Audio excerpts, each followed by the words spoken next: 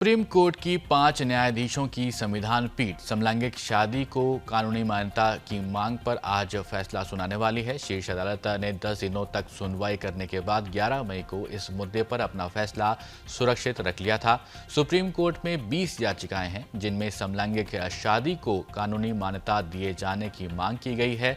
प्रधान न्यायाधीश DY Chandrachud, justice Sanjay Kishan Kaul, S Ravindra Bhat, Hima Kohli और PS Narasimha की पीठ ने मामले पर सुनवाई कर फैसला सुरक्षित रख लिया था।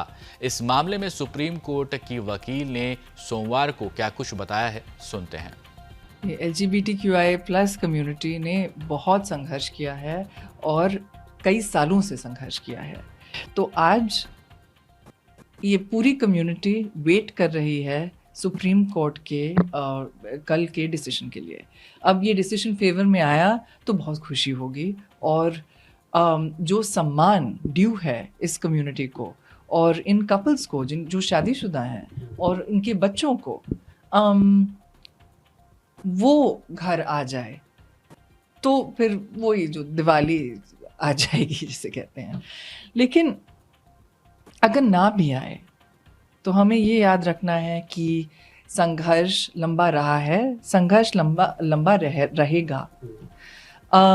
और जो अधिकार हैं, जो हम जन्मसिद्ध अधिकार हैं, उनको जन्मसिद्ध अधिकार कहा जाता है, चाहे कोई उन अधिकारों को रिकॉग्नाइज करे या ना करे।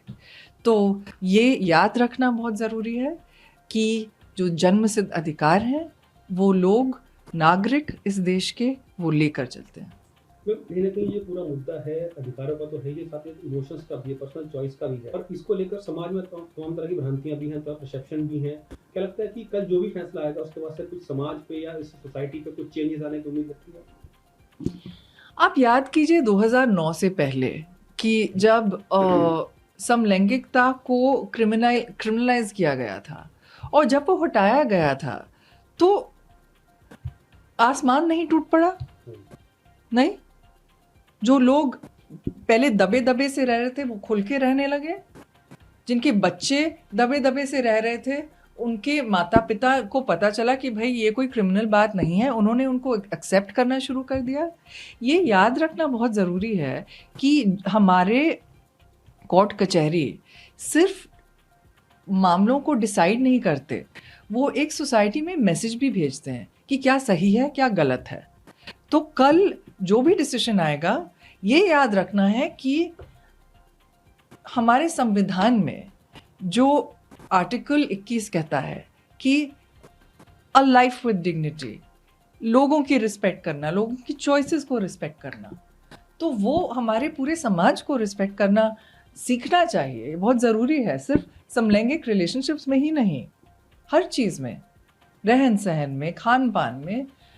यहाँ आपको बता दें कि याचिकाओं में विशेष विवाह अधिनियम व अन्य कानूनों को भेदभाव वाला बताते हुए चुनौती दी गई है और सुनवाई के दौरान कोर्ट ने केंद्र सरकार की ओर से पेश सॉलिसिटर जनरल तुषार मेहता से पूछा था कि क्या सरकार समलैंगिक विवाह को कानूनी मान्यता दिए बगैर उन्हें सामाजिक कल्याण का लाभ देने के लिए तैयार है।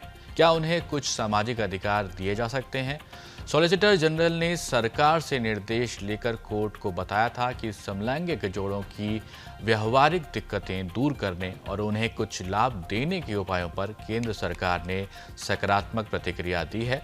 मेहता ने कहा था कि इस मामले में एक से ज़्यादा मंत्रालय के समन्वय की आवश्यकता होगी, इसलिए केंद्र सरकार कैबिनेट सचिव की अध्यक्षता में एक समिति गठित करेगी।